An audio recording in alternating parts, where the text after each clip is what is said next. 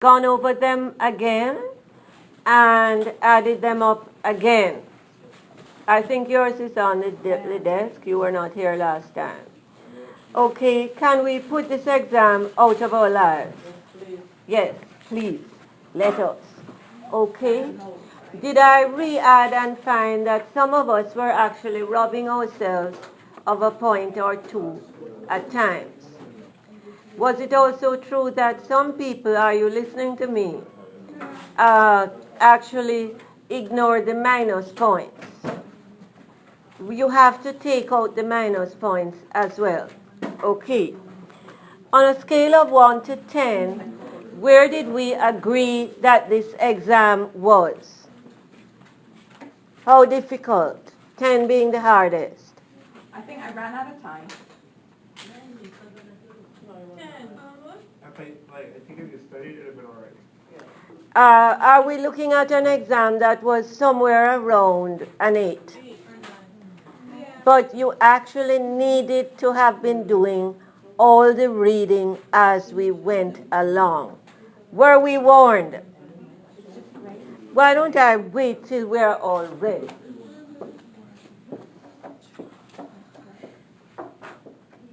There's no hurry.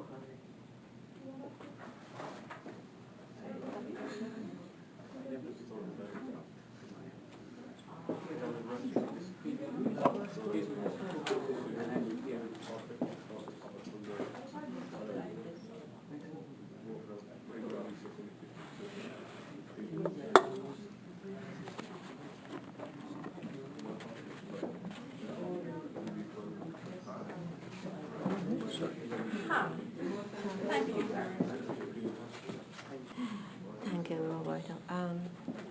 Miss Darren will, or my little friend will take the stuff upstairs. Ready now? Thanks. Thanks a lot. Are we ready now? Okay.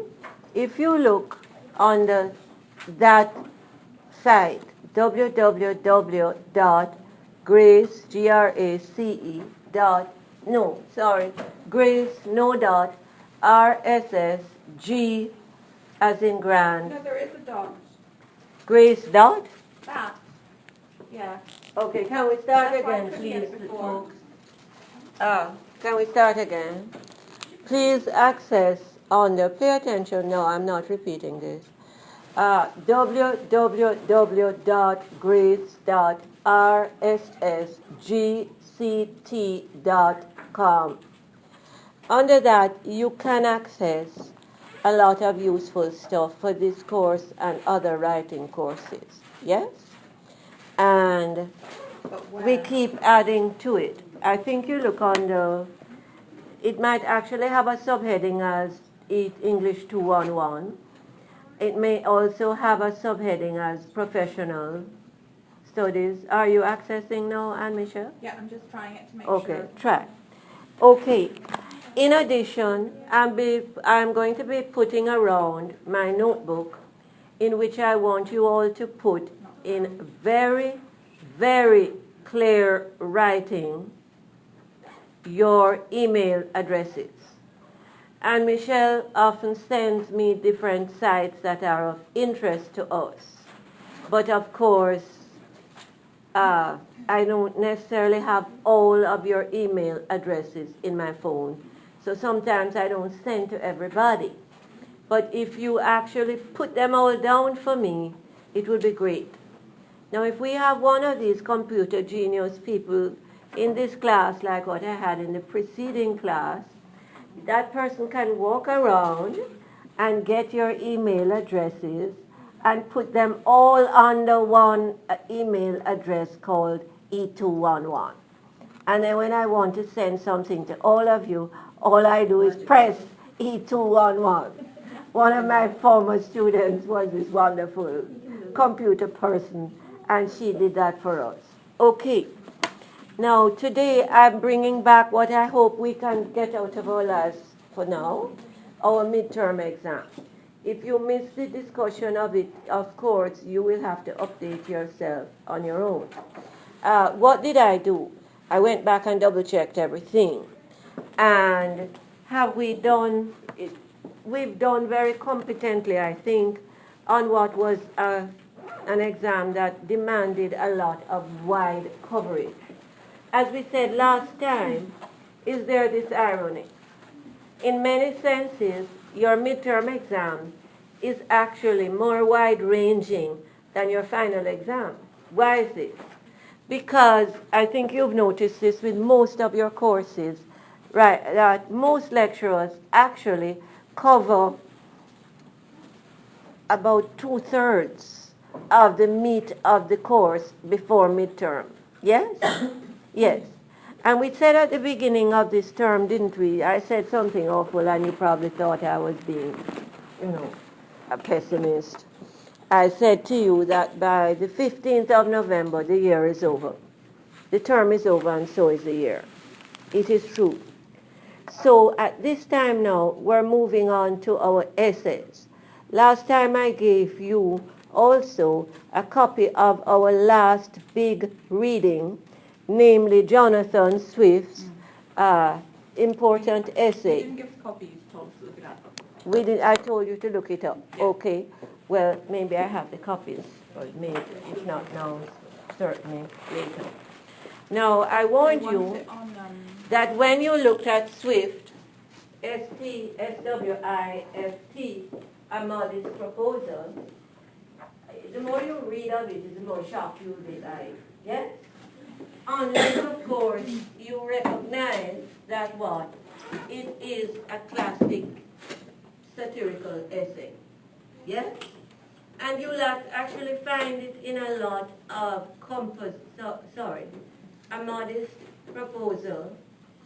You will find it's most immodest, in fact, far from modest.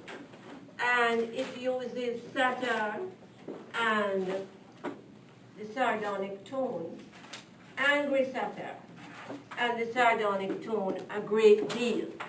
In other words, this is an essay which is often put into collections of essays for courses like English 102, English 301, as an example of the satirical essay.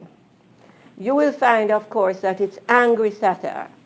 In fact, some of us will find it fairly blood-curdling and disturbing. Why?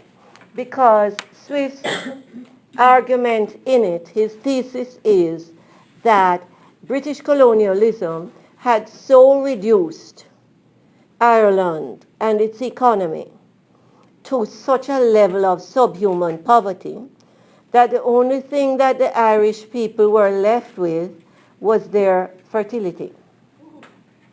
And the Irish people were traditionally Catholics, so of course didn't believe in birth control as we know it today. Yes? So they had lots of children, as is the case in many Catholic countries. Yes? Swift himself was Protestant, but he was sympathetic towards the Catholics. Yes, of course. In other words, and didn't Swift himself come from a fairly well-off, educated Protestant family? Yeah. Yes? But that didn't mean that he couldn't see the other side of things. Empathetic. Yes, empathy, the power of empathy.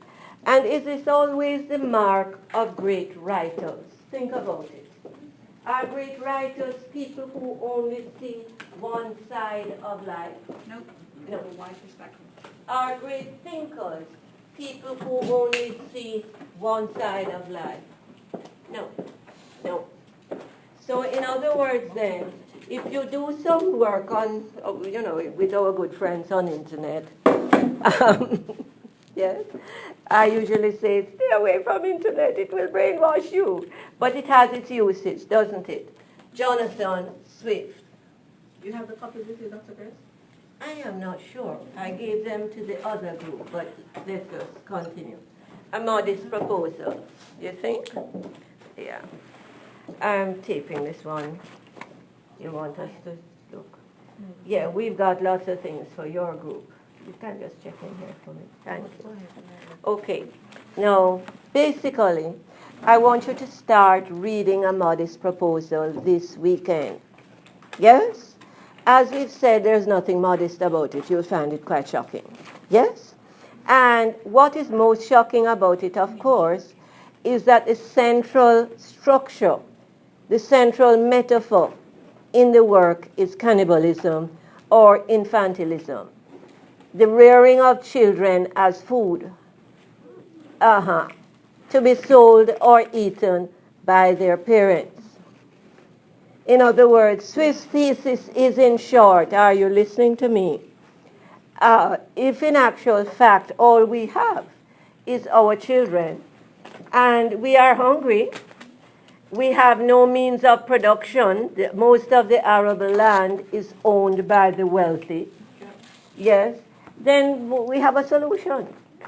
Have children to sell as food. Thanks, Mr. Allen.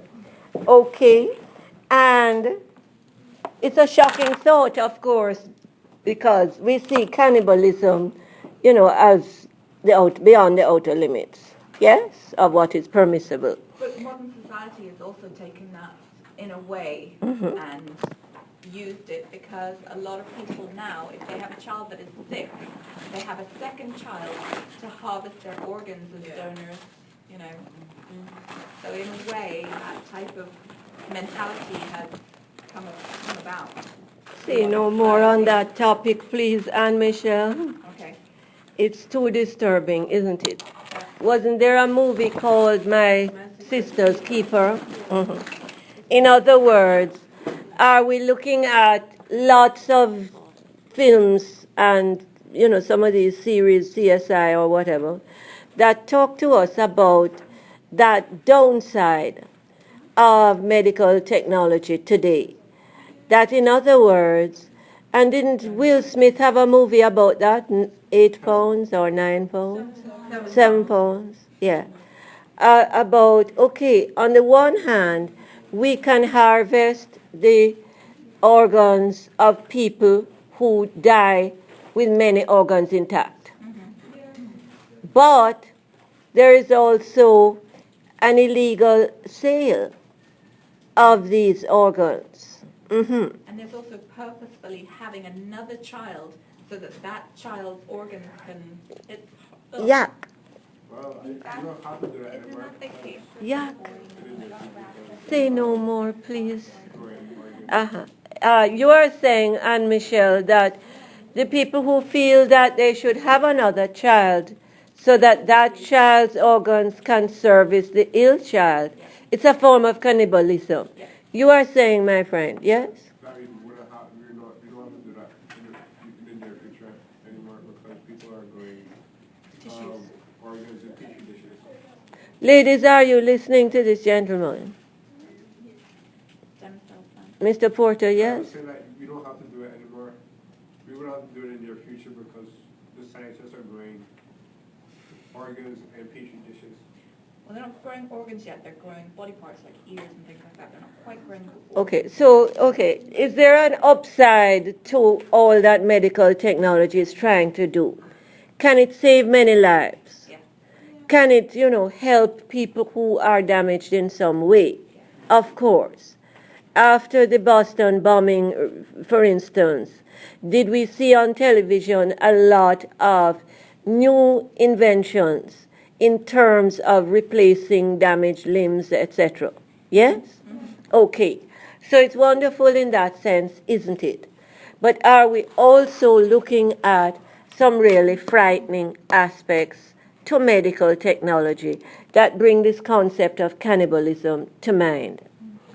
But can cannibalism simply be a powerful metaphor for the idea of people feeding on each other in other ways? Parasitism, in other words. Psychological, financial parasitism. Okay. And so, of course, that word cannibalism does, in fact, ring some loud bells, warning bells at the back of our heads, doesn't it? Now, Swift's purpose was to shock. Yes? And in fact, Swift was in his lifetime called Crazy Dean Swift. Yes? And he wrote some fairly shocking poems as well, in which the sexual imagery was deliberately used in a fairly obscene way. But generally, this essay then challenges us to widen our understanding of the power of satire? Yes? Does it also widen our understanding of the power of social and economic and ethical criticism? In other words, today we live in a world where we are constantly shocked every time we turn on the television. Isn't that the truth? Yes. And where we are aware of this terrible fact that in many societies, ethics have just been thrown out the window. Yes, ethics and morals. And that people abuse power in ways that deliberately cannibalize their societies. Yes, you have your hand up? What did you say? Social, economic, And what? political? Political criticism. But if we're looking at social and economic and political criticism, aren't we also looking at ethics? Are ethics the morals of the workplace and society? Yes, of course. And these can be written or unwritten. Let's face it, we can hold these first. Yeah, we've been doing a lot. Is it true then, my friends, that generally speaking, there are some laws in each society that are written down? But in Christian societies, we have the Ten Commandments.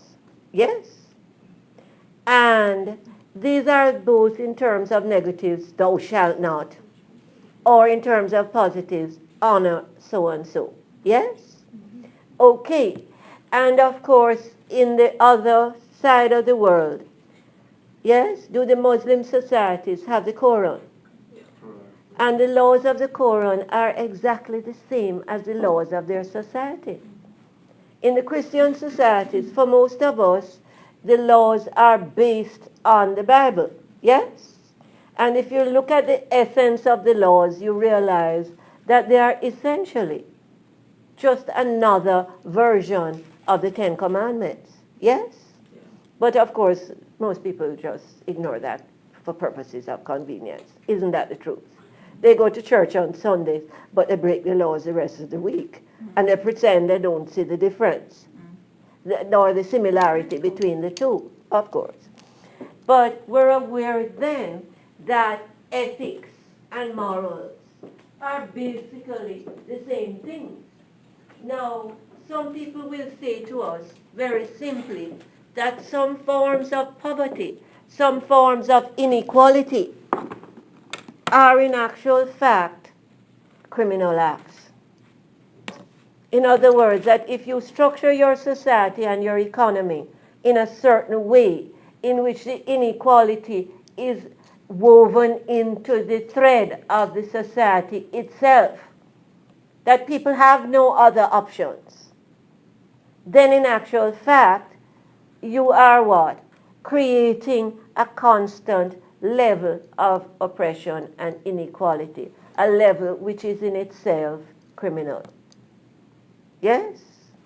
In other words, that a certain level of poverty is a form of human oppression. In other words, you don't have to be like this man Assad in Syria, who just bombs the neighborhoods of the people who don't support him, or Mr. Gaddafi in Libya, who did the same. You don't have to be that deliberate and obvious about it. But at some levels of designed inequality are themselves criminal. We call them unethical, but that's actually something of a euphemism, isn't it? Will the people who sit near to the people who are absent today please take their papers? I don't want to search for any more papers. I don't know where they are. Okay, thank you. They may be late or they may be absent. They are no longer my responsibility. Thank you. Okay, so then, do we notice that when we're reading this essay, yes, it shocks us. But in actual fact, is it a case where the structure, the key structure, and the central metaphor, the key structure of angry satire, angry criticism, and the central metaphor of cannibalism that these are structures which are absolutely in line with the content, the very deeply concerned, yes, level of criticism. Does this make sense? In other words, if your basic content is a message about how evil, how unethical is a certain kind of designed inequality and oppressive poverty, then of course, if you use tones, yes, and a central metaphor that themselves are shockingly critical, does your structure or your form in fact enhance your basic message of shocking criticism and awareness? Does that make sense? Yes. Okay, so we want to have a look then at the modest proposal online. Start looking at it. We also said last time that two of Shakespeare's most important sonnets are number 129 and number 116. 116 says, and it could have come right out of the mouth of Desdemona, yes, let me not to the marriage of true minds admit impediments. Love is not love that altereth when it alteration finds. Now, is this precisely Desdemona's philosophy? Yes. It led to her vulnerability, but nonetheless, is it a philosophy that wins the reader's respect and admiration? From the modern woman's point of view, many of my students, previous students, have said, well, what was the matter with Desdemona? Was she a fool or something? She needed to get out of that bedroom. In other words, when Emilia says, is not this man jealous? But you shouldn't have gone anyway to the bedroom after what happened. Out. So, In other words, is the modern, okay, ladies. Is the modern woman going to react by saying, why did this woman remain so passive? Yes? Why was she obedient to the end, like, a little lamb to the slaughter? Yes? But was that also the role of women in those days? Remember that even Emilia, who is a much more worldly, experienced woman, a woman who comes from working class roots, who has seen far more of the world than has Desdemona in her protected upbringing. Even Emilia says to the representatives of the Duke, it is meet that I should obey him, but what is it that Iago says? Charm thy tongue, get thee home. And she says something like, it is meet that I should obey my husband, but. And does she stand up with fortitude for justice for Desdemona's name and reputation? Yes. In other words, in those days, was Emilia stepping way outside of her gender conditioning? Of course. And is this why we as readers then, of course, respect this character at this point? Very much. In other words, you all told me on the quiz that Emilia demonstrates what? Fortitude and justice. Yes? Okay. And of course, charity. What's so funny? It isn't funny at all. Okay. Does Emilia do this at the cost of her own life? Yes. And is it clear at that point that Iago is no longer acting the role of the nice guy, the down-to-earth nice guy? He's actually showing who he really is. Exactly. Okay, so do we admire then the courage of this woman? Now, you told me also that Desdemona and Emilia were twins as well. And you told me that the role that Emilia played in regard to this twinning of characters, a major structure in the play, was of course the mother substitute to Desdemona. We learned from early in the play that Desdemona is a motherless girl. We don't know, I guess her mother died early in life, yes? And she's been brought up by a very overprotective, perhaps, father. So in actual fact then, does Desdemona's need for a mother figure fit right in with Emilia's role as her mother figure? Yes? But Emilia is a very different kind of mother figure, isn't she? Are we also looking at the alter ego structure and relationship, which Shakespeare uses a lot in terms of this concept called the twinning of characters? Yes. ALTER-EGO. What does this mean coming from the Latin? Another I. Ego, me, I. Yeah. Another version of me. But usually it's the opposite version of me. My alter ego is the person who has the qualities that I lack. And I have the qualities that he or she lacks.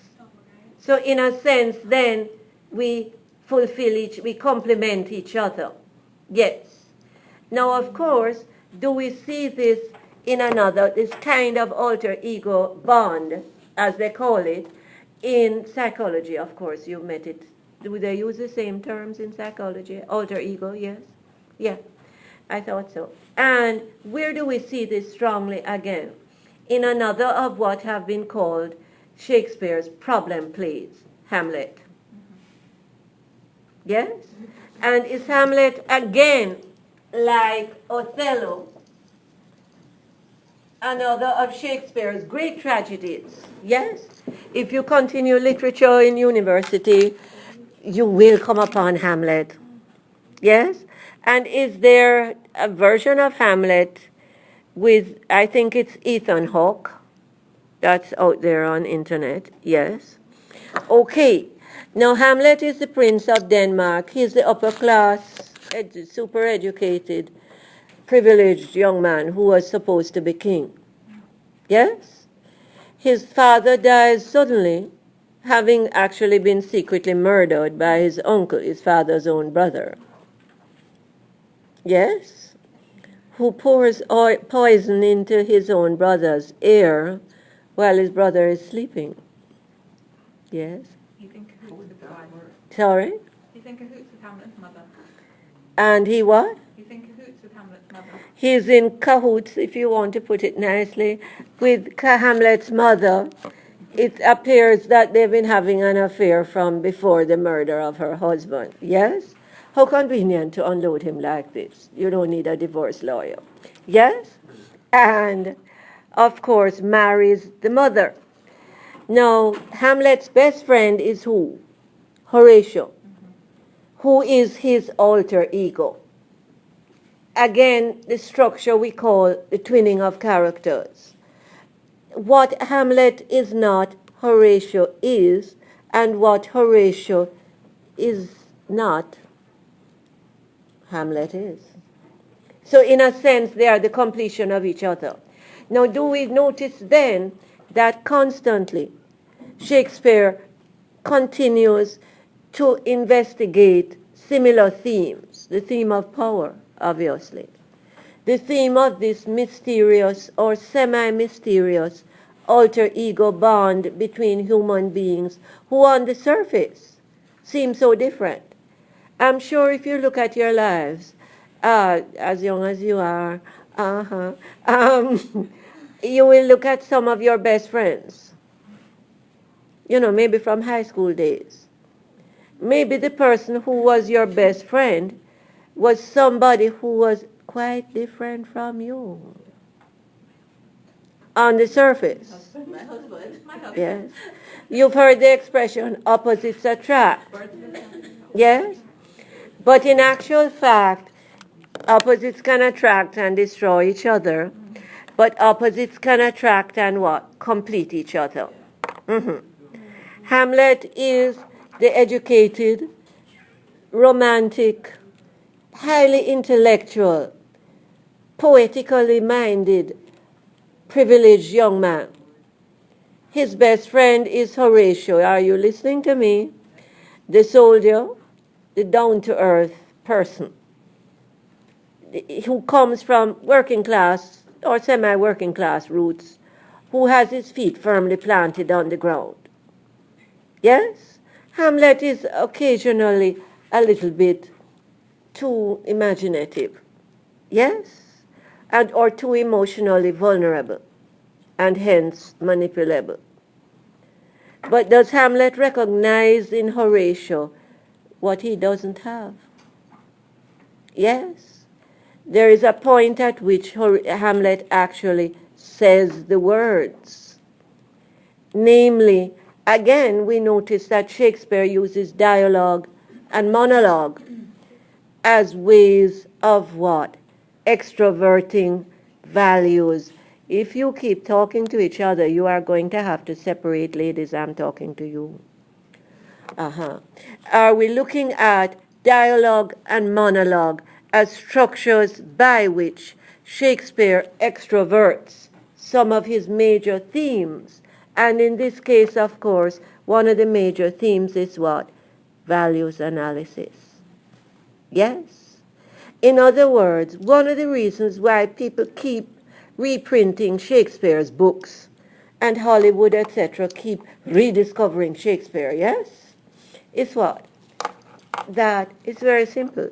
Does Shakespeare actually open a door to examination of the human mind and human personality, which are things that constantly fascinate us as humans? And stay Yes. current. It doesn't matter what era you're in. Exactly. There's a current and a current universality about these examinations that will never bore us. And that's why we are so fascinated with Iago.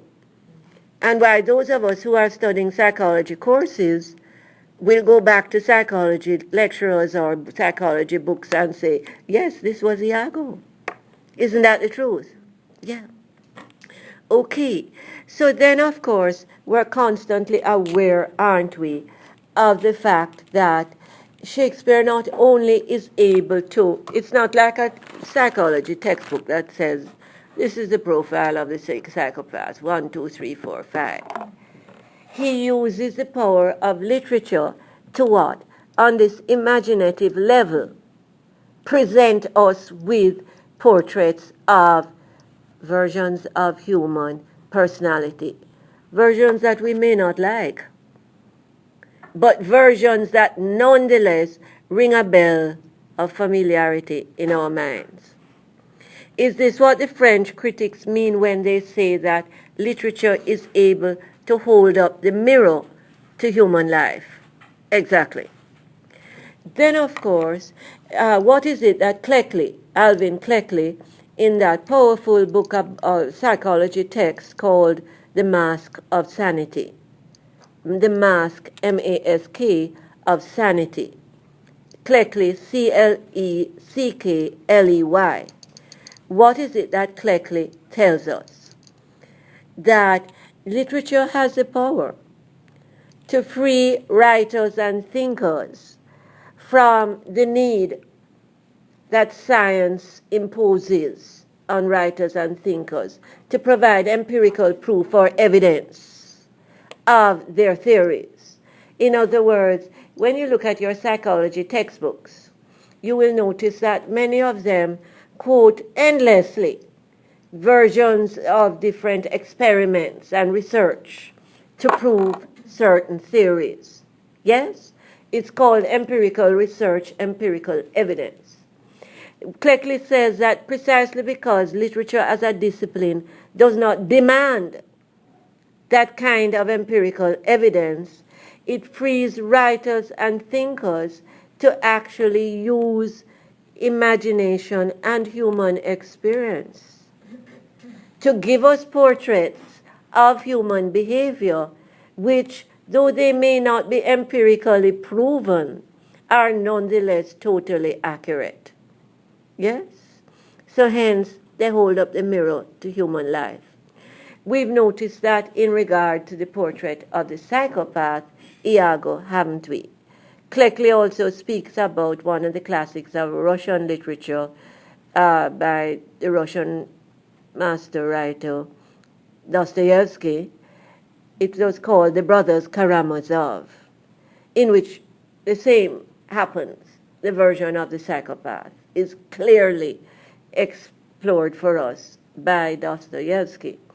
Cleckley also makes a point, of course, that there is something very, very intuitive about great writers and almost prophetic, ahead of their times. And is this, of course, why many great writers in their own lifetimes were seen as, to put it mildly, unusual personalities. Most of them were poor until they died. Sorry? Most were poor. Many were poor, and so they died in poverty. Yes. They were seen as unusual people. If they weren't so poor, they were called eccentric. Yes? Those of you who have read some stuff about Shakespeare, was he put in prison at one stage? For, was it illegal fishing, something like that? Yes? And of course, was Swift labeled the crazy Dean Swift? He was seen as mad, full stop. Now, of course, if you have more money and you're more educated, people will not call you mad, they'll call you eccentric. Yes? Okay. But is it also true then that a lot of creative writers and creative thinkers have that capacity to be one jump ahead of their times?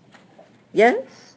And as such then, do the visions of life and human nature that they give us as inheritances, do those visions have that universality and timelessness about them? Exactly.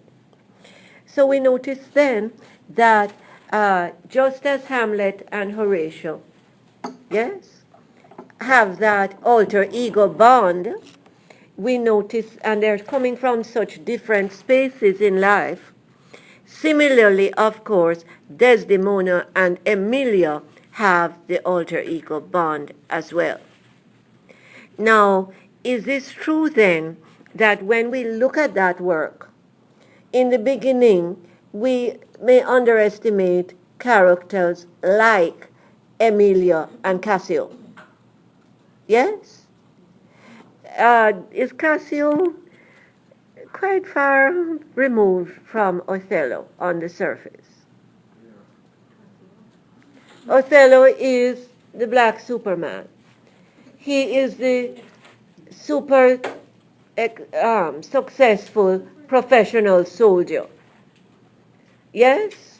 We meet him, he appears as a man of dignity and self-control. Yes? And great integrity. What is it he tells the Duke and Brabantio and the whole court? Put down your bright swords, or the Jew will rust them. I haven't come here to fight. Then he tells us, quite charmingly, of course, that, since he has lived, when I was a little boy, he has lived his life in the tented field of battle. So he is not a man of beautiful words. He's no great orator.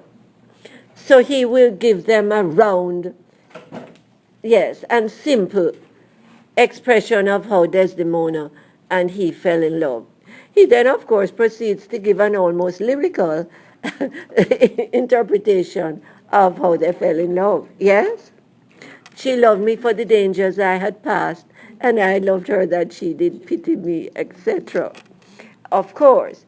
But we notice that when we first meet Othello, our first impression of him is of a person of great courage, of the courage of his convictions. In other words, he says, call the lady. And if she says anything negative about me, take my position as general from me, and in fact take my very life. And you seem quite confident also. And very confident. Yes? And when we meet Cassio, does Cassio come across as a bit of a playboy? Yes. Yes. And A what? a drunkard. A bit of a drunkard. Somebody who doesn't really face the fact that he has a problem with the bottle. He's easily manipulated. Insecure. He is insecure. He is easily manipulated by the psychopath. But by the end of the play, do we see Cassio exhibiting those same qualities of fortitude and nobility of spirit that we initially associated with Othello? So there is this ironic interplay between their personalities, isn't there? Mm-hmm. Okay. Then, of course, we have, sorry? Also that when Othello was at his weakest, Cassio was at his strongest. Yes. It's an interesting way of putting it, Mr. Hunt. Thank you. That when Othello was at his weakest, Cassio was at his strongest. Exactly. And as we said, Cassio does for Desdemona and Othello what they can't do for themselves. He buries them together. And does Emilia do for Desdemona what Desdemona cannot do for herself? She's dead. He defends her she defends her reputation, even at the cost of her own life. Okay. So then, to continue, we're looking at the alter ego relationship as a powerful structure which goes along with the twinning of what we've called the twinning of characters more simply so far. But is it also an element of theme or content? Is it a way by which the writer suggests to us some of the maybe puzzling but interesting bonds that tie human personalities together? Yes or no? The way that what? Is it a way by which the writer sort of explores for us and examines for us some of these interesting, almost mysterious, almost puzzling bonds between human personalities, the bonds that tie human beings together for life? Think of some of your lifetime friendships. Am I old enough to look back now at some of my lifetime friendships and notice how different those lasting friends were from myself? How different our lifestyles, our personalities, even our taste in clothes might have been. But are these friends who, when you pick up the phone or send an email, it's as if you just saw them yesterday? Yes. They might be from other races, other cultures, other places, but is that bond there for life? There's this thing that says that you have some friends that you could speak like years, but then the minute you get in touch again, it's just like yesterday. Yes, yes. And you don't buy anything Everything and anything, it's just. And that bond is there forever, isn't it?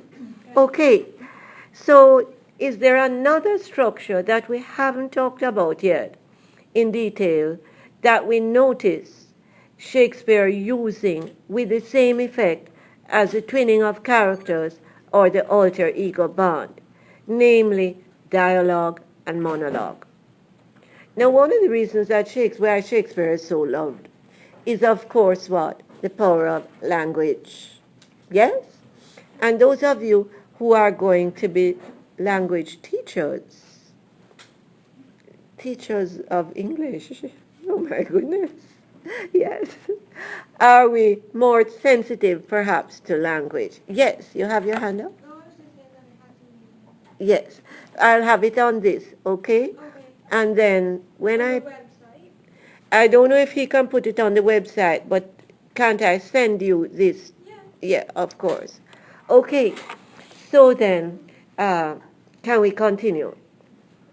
Now, dialogue and monologue. Do we tend to take these for granted when we see the play as a movie? Yeah?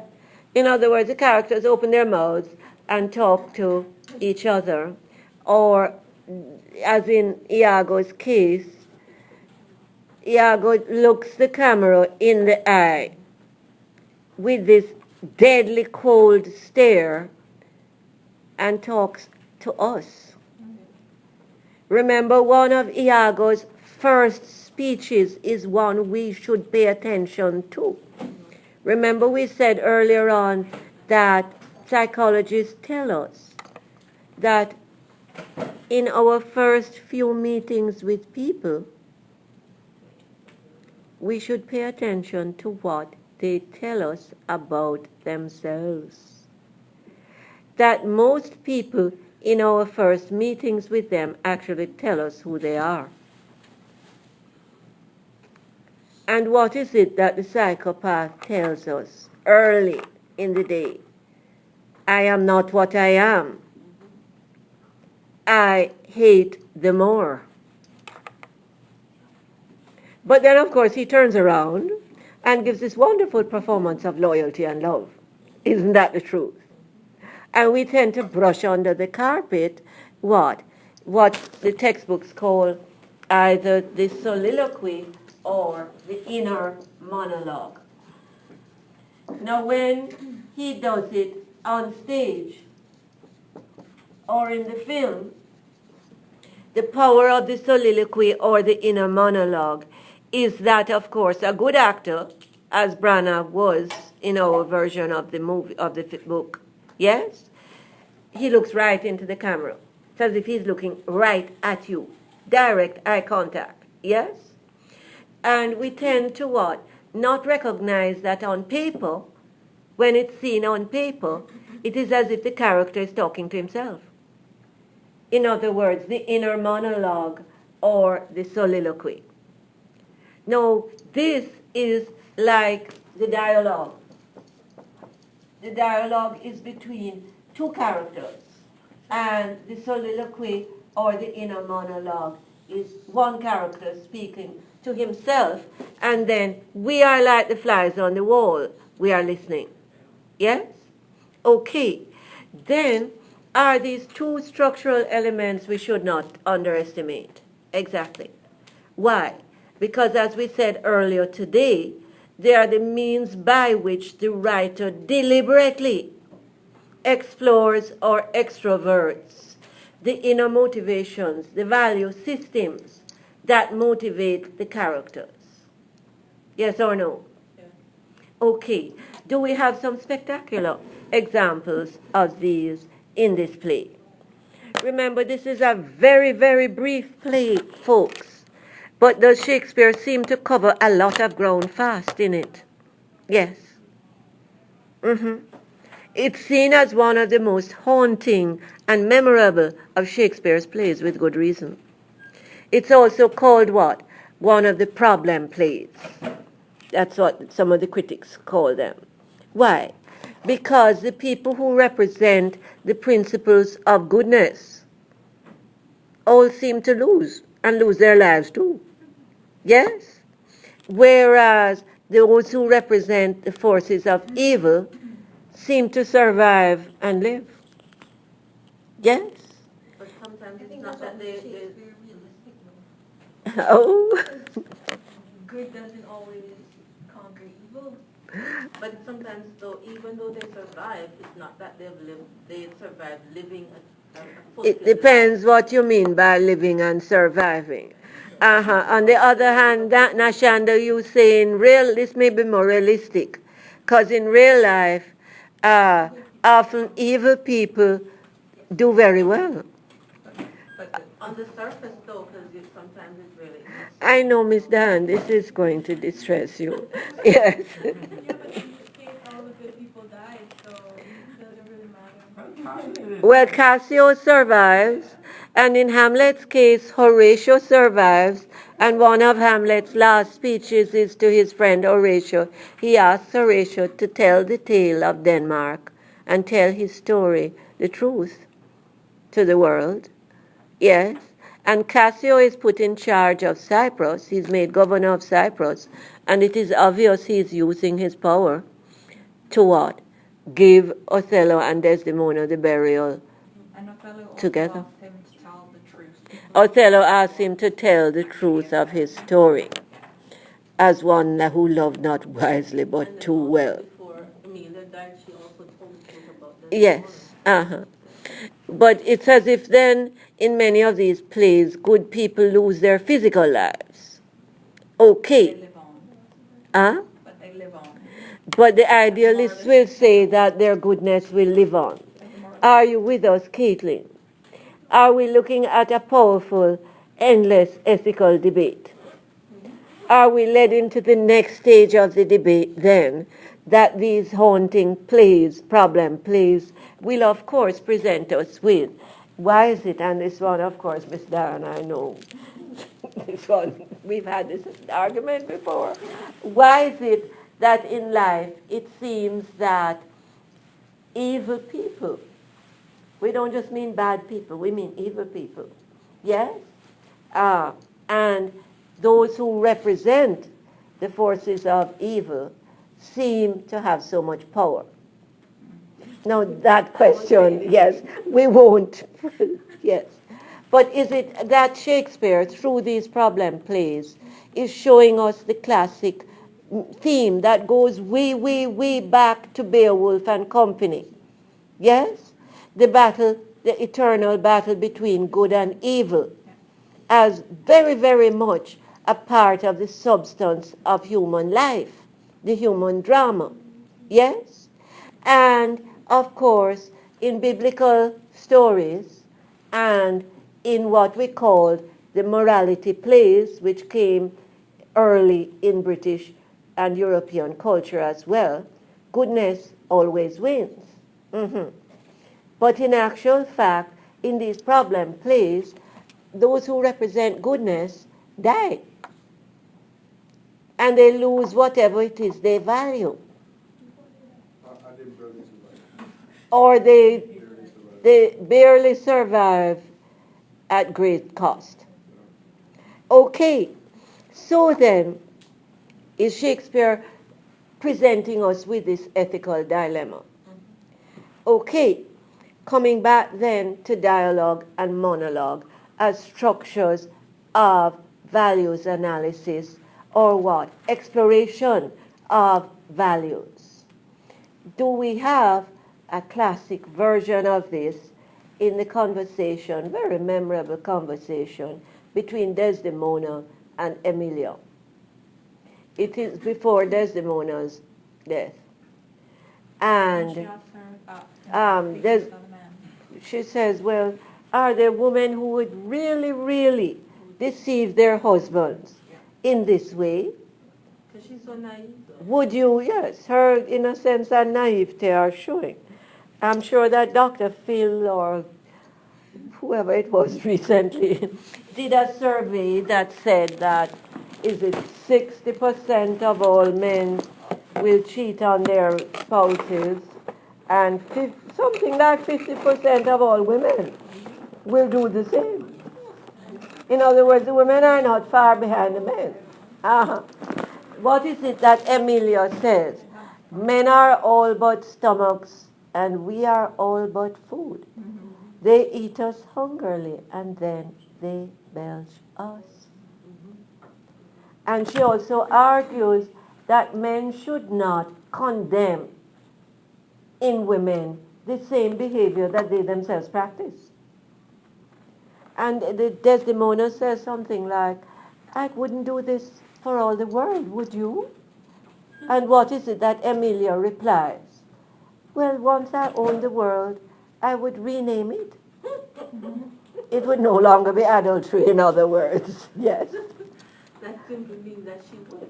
Oh, yeah. What is Emilia? But is Emilia speaking from the perspective of a woman who has been abused and broken-hearted? In other words, a woman who is married to the psychopath might well feel the same way about this. Okay, How he treated her when she Yes. came behind he was not. okay. In other words, are we looking at powerful versions of what? Analysis of characters.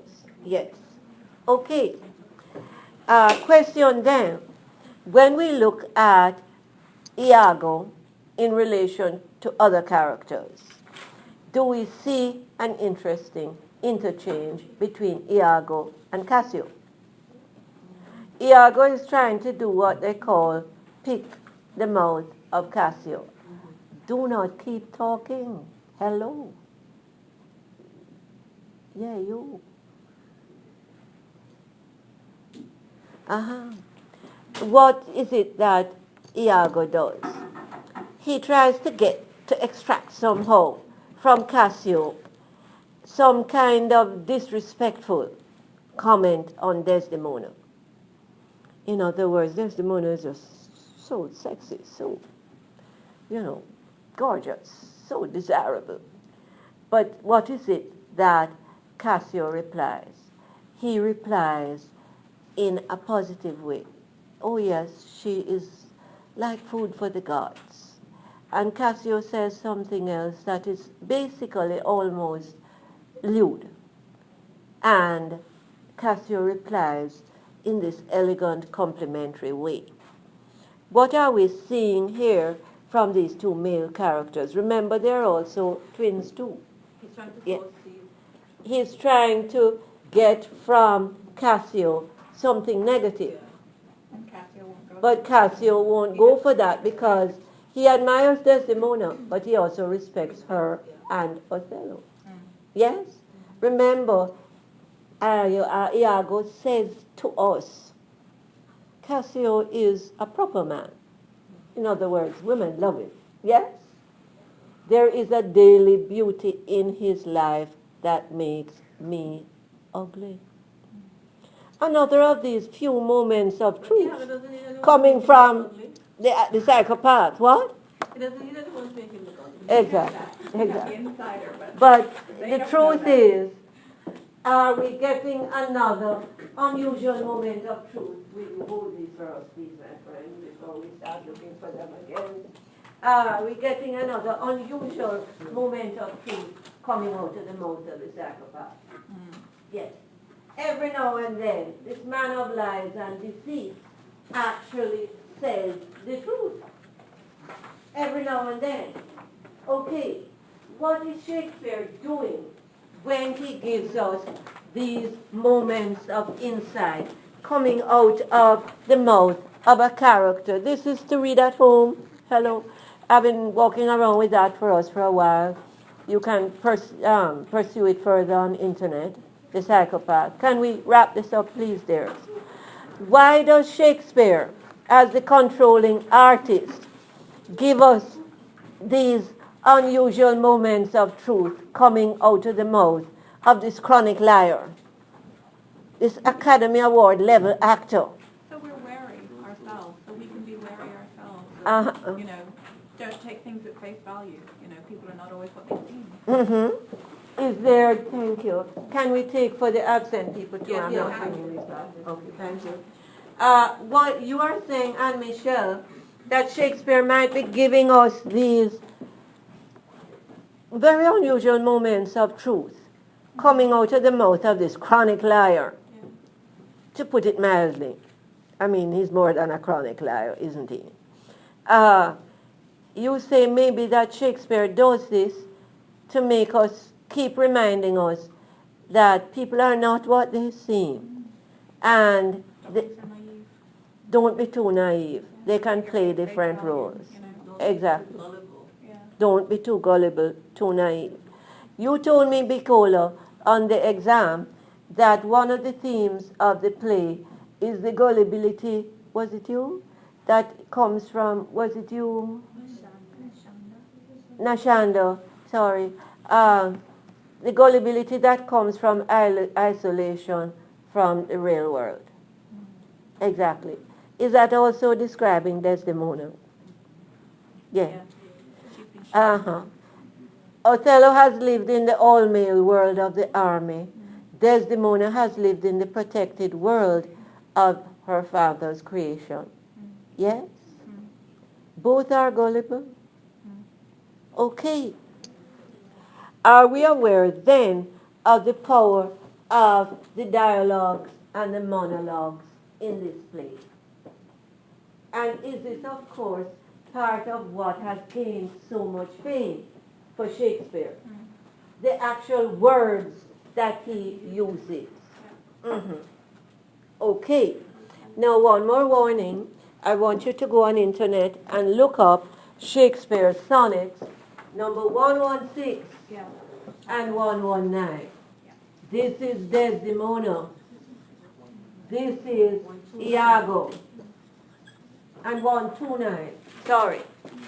Does the 129 tell us what? The expense of spirit. Hello? 129 tells us the expense of spirit in a waste of shame is lost in action. Is that the worldview of Iago? In other words, are we going to be looking, when we're reading this play, pay attention to the sexual imagery that comes out of the mouth of Iago? It's always obscene. Does he project sex as something dirty, something obscene? Yes. The question is why? Linguistic scholars tell us we are what we say. That if we actually look at the language that people habitually use, we actually get a key to how they think. And how they think is, of course, often expressive of what? Their values. So it doesn't strike us as odd then or inconsistent that the man who is a psychopath will constantly open his mouth and, let flow this horrible stream of sexually obscene images and word pictures. I just wonder what damaged him, that he would, you always think someone's being damaged, therefore they're... But before I worry about babysitting people like Iago, I just run from them. Does that take us, thank you dear, does that take us to the other debate from the other class down? Okay, so thank you. To wrap up then, are we looking at more carefully, thank you, are we looking more carefully at the alter ego bond as an extension of the twinning of characters? Are we also looking at dialogue and monologue very carefully? Yes? And we want to pay attention to these. We will come back to 116 and 129, the sonnets. We will come back to the male principles and the female principles, the male world and the female world next time. Okay? And the person to look up on internet if you want to be a jump ahead of this is, of course, Marilyn French. Okay? Thank you very much. Have a good weekend. Let's get out of this room before the people next door before they're waiting out there for us. Okay? Thank you very much. David? Thank you.